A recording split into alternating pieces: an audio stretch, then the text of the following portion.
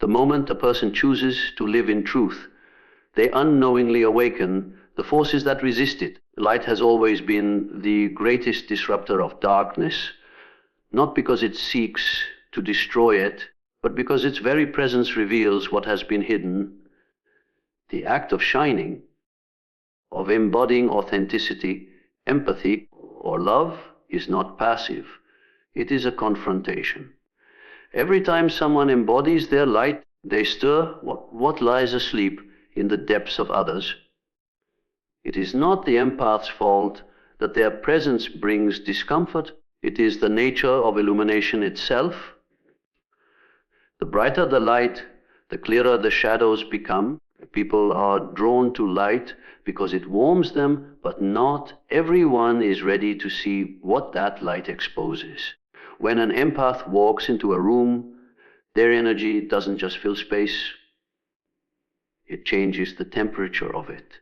Those who live disconnected from their feelings feel that warmth as intrusion. It calls forth emotions they have buried under layers of pride, fear, and denial. The empath's compassion becomes a silent invitation for the unconscious to emerge, and for many, that is unbearable. It is easier to call the light too much than to admit one has grown used to the dark. The human psyche is built on duality. Every truth we discover carries its opposite within it. When someone discovers their capacity to love, they also meet the depth of their potential for resentment. When someone learns to forgive, they must first recognize their own anger. Light doesn't destroy the shadow, it defines it. This is why every act of genuine growth is accompanied by resistance, both from within and without. The empath, who embodies light through sensitivity and understanding, often finds themselves misunderstood or even resented. Their presence unconsciously reminds others of what they suppress. When a person shines, they act as a mirror. Their authenticity confronts the masks people wear. Their calm exposes restlessness. Their compassion highlights indifference. The human ego is built to protect identity, not truth. It resists anything that threatens its constructed image. So when someone's light reaches another's unhealed parts, it can feel like an attack.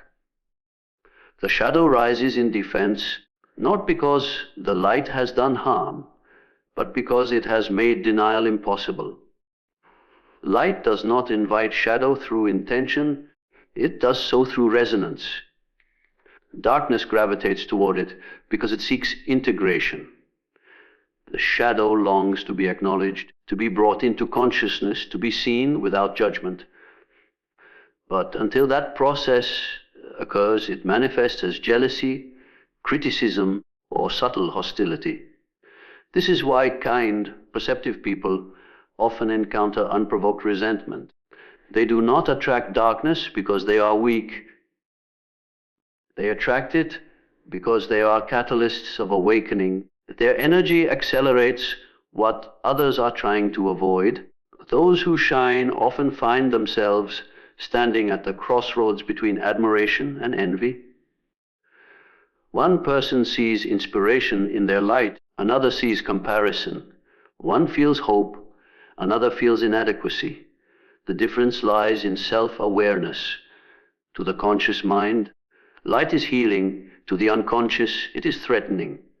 This paradox has existed since the beginning of human interaction. The saint, the artist, the healer, the empath, all carry the same burden, the ability to reveal the unseen. And with that comes misunderstanding. There is a psychological law that what is denied within will eventually appear outside. The person who rejects their own tenderness will despise it in others. The one who hides their vulnerability will mock someone else's sensitivity. The light of the empath merely becomes the screen on which this denial is projected. Their radiance calls forth very pain people wish to escape. That is why the empath's presence can provoke both love and hostility at once. They awaken longing and fear in the same breath. But this dynamic is not a punishment, it is the natural dance between opposites. Without shadow, light would have no meaning. Without resistance, transformation would have no depth.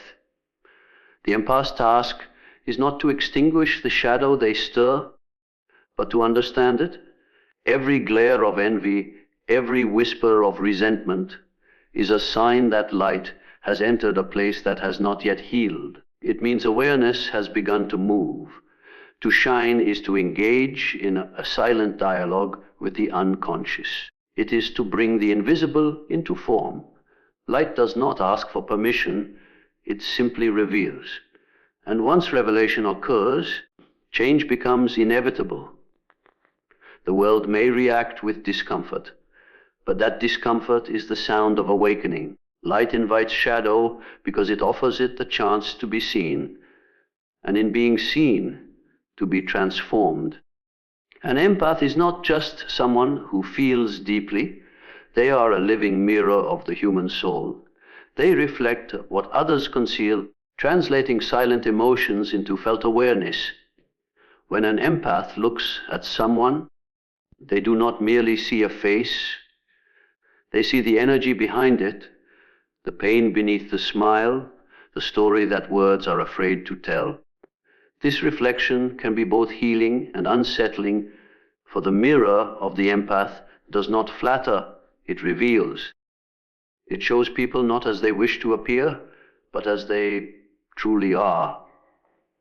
Most people move through the world wearing emotional armor. They've learned to suppress their tenderness, to disguise their fear with confidence, to replace authenticity with control. The empath's presence pierces that illusion.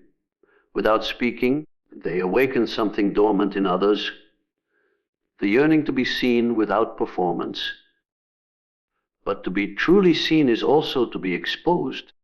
The ego resists such exposure, for it depends on maintaining an image. When an empath mirrors someone's hidden truth, it is like holding a candle to their shadow. What emerges is not always pleasant to behold. That is why empaths often experience confusion in relationships. They can sense the pain behind someone's anger, the insecurity behind arrogance, the longing behind indifference. Yet instead of being thanked for their understanding, they are often met with defensiveness.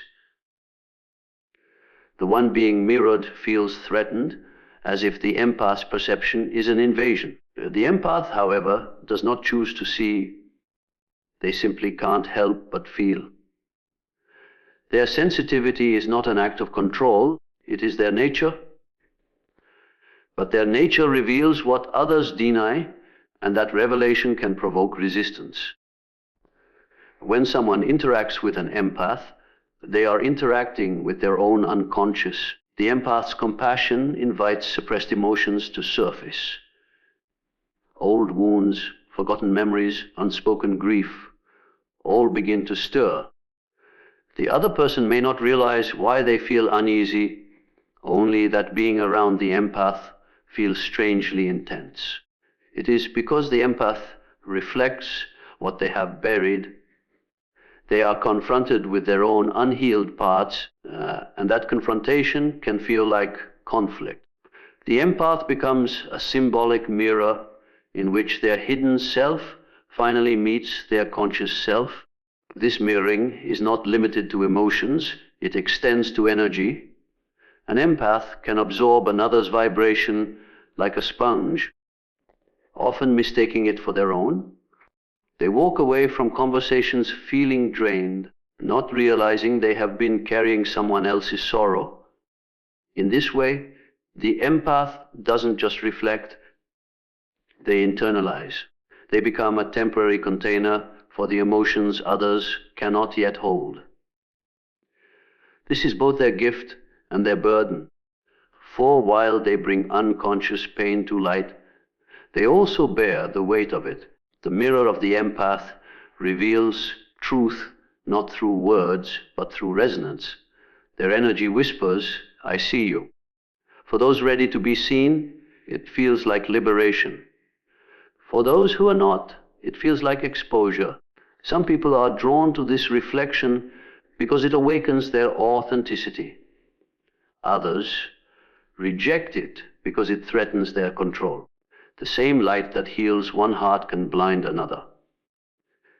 This paradox defines the empath's journey. They are loved for their warmth and blamed for the discomfort their reflection creates. Many empaths mistake this reaction as personal rejection, believing they've done something wrong, but the hostility they encounter is rarely about them. It is about the other person's relationship with their own truth. The mirror only reveals what already exists. When someone feels judgment, it is their own inner critic being projected outward. When they feel shame, it is their unhealed wound that speaks. The empath simply becomes the screen upon which these inner conflicts are displayed. The more self-aware an empath becomes, the more clearly they can discern what belongs to them and what does not. Without that awareness, they absorb everything: joy, fear, envy, sadness, as if it were their own reflection. But the true power of the empathic mirror lies not in absorbing others' pain, but in allowing it to be seen without becoming it. When they learn to witness rather than carry, the mirror becomes clear. It transforms from distortion to truth. In a world obsessed with image, the empath's mirror is radical. It cannot be manipulated, edited, or disguised. It shows humanity as it is: fragile, contradictory, longing, beautiful, afraid. Through their sensitivity, empaths remind others that authenticity is not weakness, but wholeness. They teach, not through advice, but through resonance. Their presence alone says, "You don't have to pretend here.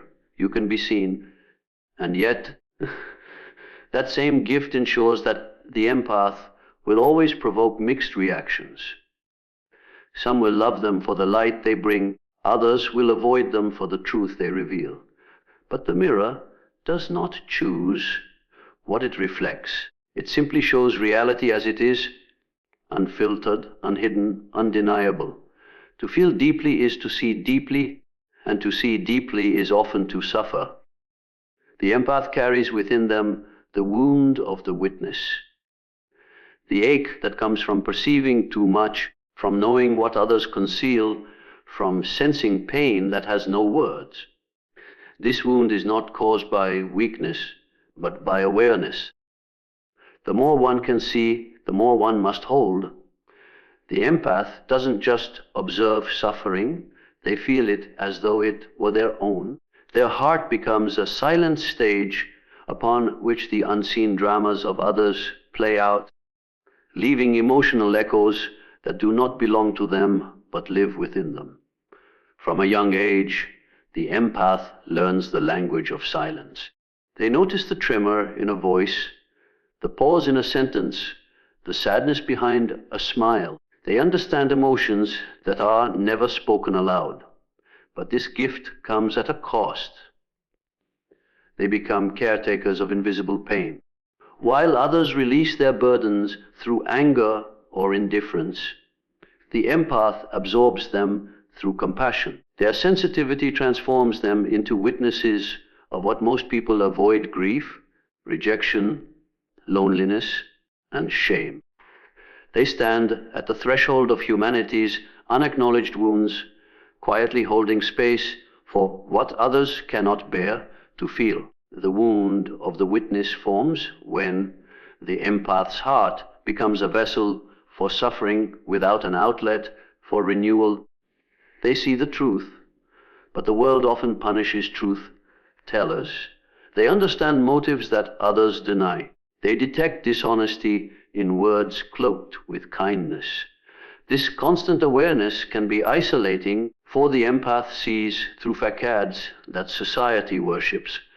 They see that confidence is often a disguise for insecurity, that cruelty hides fear, and that indifference masks pain. To witness this hidden world is to live with an unspoken sorrow, the sorrow of knowing what others refuse to admit. Many empaths try to numb this wound by suppressing their perceptions.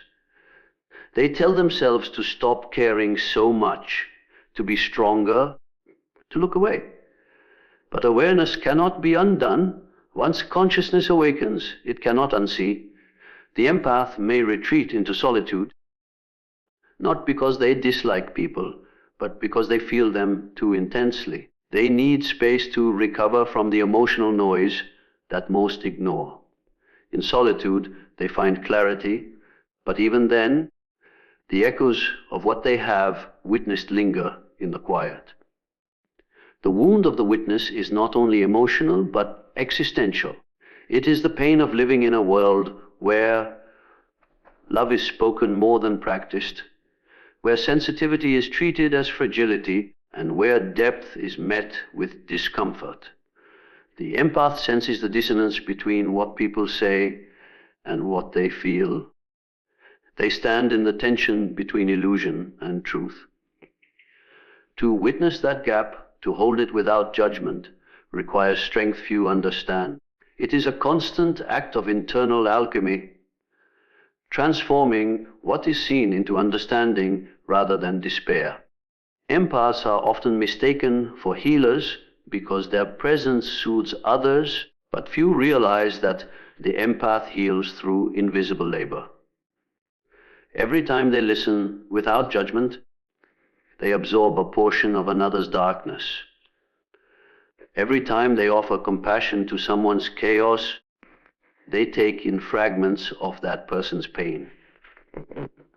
The world feels lighter for others after speaking to them, but the empath leaves carrying the emotional residue. They rarely receive the same understanding they give. Their wound grows not from what they lack, but from what they give to freely. To witness is to hold mirrors up to the hidden parts of humanity. The empath doesn't fix, they reveal. But revelation is rarely welcomed. People who live disconnected from their emotions often react defensively to being seen. They may project their discomfort onto the empath, accusing them of overreacting, being dramatic, or imagining things. Yet what they truly fear is the clarity that the empath's perception brings. The wound of the witness deepens each time truth is denied, each time authenticity is punished, each time empathy is mistaken for weakness. The empath's challenge is to learn that witnessing does not require carrying. Seeing pain does not mean becoming it. They must learn to let emotions pass through rather than settle within. Otherwise, the weight of what they perceive becomes unbearable. The witness must remain human, not savior present, not consumed. Their sensitivity is not meant to destroy them, but to awaken consciousness, both theirs and others. Still, the world rarely understands the quiet endurance of those who feel too much. They navigate emotional landscapes that others never notice. They absorb storms and return calm. They interpret energy the way others interpret words. Their hearts become instruments tuned to the frequencies of unseen sorrow. And though they rarely speak of it, they carry the collective grief of others as if it were their own. This is the paradox of the empath. To be both healer and hurting, both open and weary, both gentle and scarred. Their wound is sacred because it arises from love, a love so deep that it cannot look away, even when what it sees is unbearable. The wound of the witness is not a flaw to be healed, but a truth to be honored. It reminds the world that to feel is to be alive, and to witness is to remember what humanity has forgotten, that every heart, no matter how guarded, still longs to be seen. Envy is one of the most misunderstood emotions in the human psyche. It is rarely just jealousy over what another possesses. It is grief in disguise. Envy is the sorrow of the unlived life, the mourning of potential never fulfilled, the ache of knowing that someone else is embodying a truth we once abandoned. When we see someone shining with authenticity, love, or peace, it stirs the part of us that remembers we could have lived that way too.